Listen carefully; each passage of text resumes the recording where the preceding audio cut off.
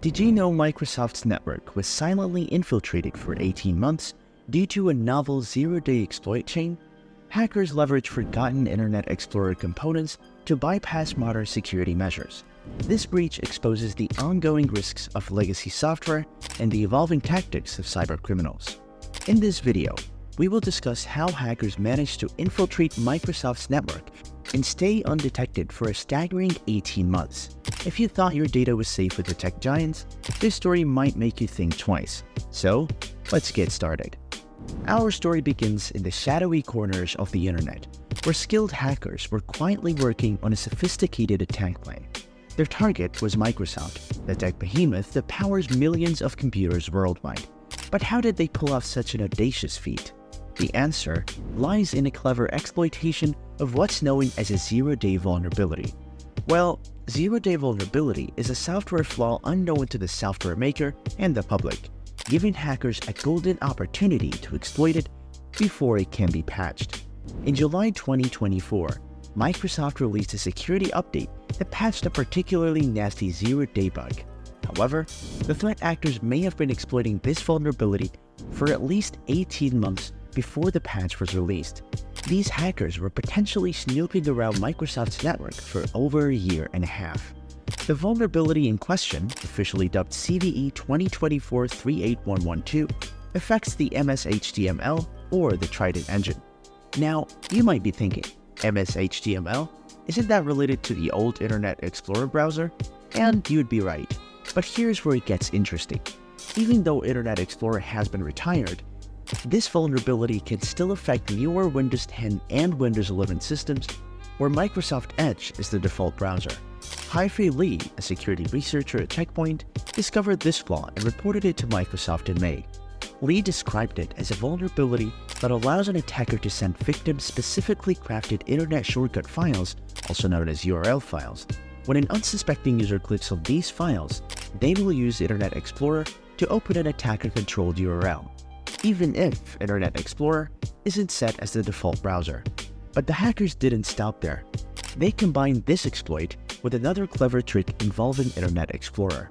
This second technique allowed them to hide dangerous HTML application files disguised as innocent-looking PDF documents. So, to sum up the attack from an exploitation perspective, the first technique used in these campaigns is a trick that allows the attacker to call Internet Explorer instead of the more secure Chrome or Edge browsers. The second technique is an IE trick to make the victim believe they're opening a PDF file, while in reality, they're downloading and executing a dangerous.hta application. In a worst-case scenario, this vulnerability could allow an attacker to run ransomware, spyware, and other malicious code on the victim's machine. But what's truly alarming is the potential scale of this exploit. While the initial discovery was made by security researchers, real-world attacks exploiting this vulnerability have already been observed. Check Point's analysis revealed at least 2 different threat actors exploiting CVE 2024-38112 in concurrent campaigns, targeting individuals in Vietnam and Turkey. One of these campaigns involved attempts to deploy the Atlantida information stealer on targeted victims' machines. For those unfamiliar, Atlantida is a particularly nasty piece of malware. Earlier this year, Rapid7 identified it as capable of stealing a wide range of sensitive data, from credential information and cryptocurrency wallet data to browser history, screen information, and even hardware details. It's like a digital vacuum cleaner, sucking up every bit of valuable information it can find on an infected system. The attackers in this campaign didn't just rely on the vulnerability alone.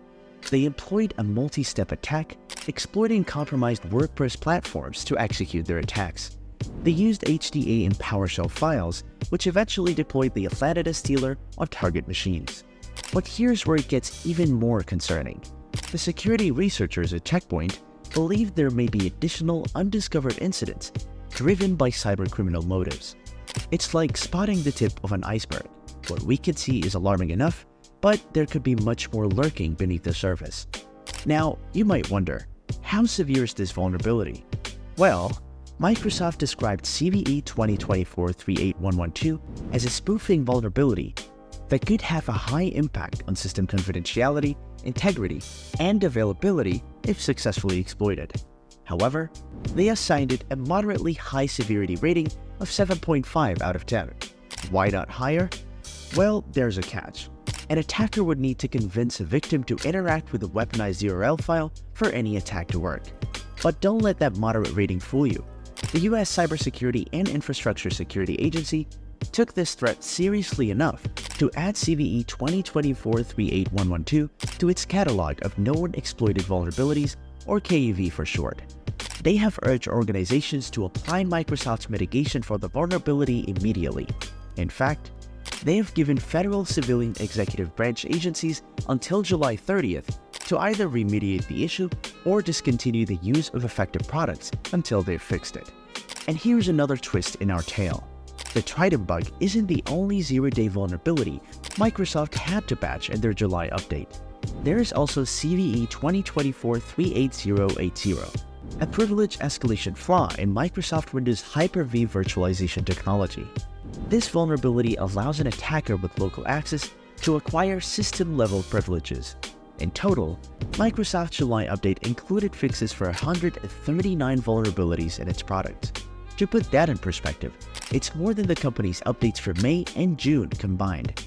It's as if Microsoft's security team has been working overtime, patching holes in a digital dam that's constantly under assault from cyber threats. Now, let's talk about the potential impact of such a breach. In a worst-case scenario, this vulnerability could allow an attacker to run ransomware, spyware, and other malicious code on the victim's machine. They could potentially steal sensitive data, including API keys, source code, and even cryptocurrency wallet information. But the damage doesn't stop at data theft.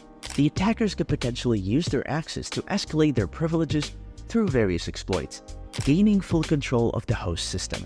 The level of access could allow them to repurpose compromised systems for malicious purposes, such as crypto mining, or as part of a larger botnet for future attacks. And here's where it gets even scarier. The attackers could plant backdoors in the system, allowing them free access anytime they want. It means that the attackers could still have a way in even after the initial vulnerability is patched. In our interconnected digital world, a breach in one system can often lead to vulnerabilities in others. The attackers could use their access to Microsoft's network as a stepping stone to target other organizations or individuals.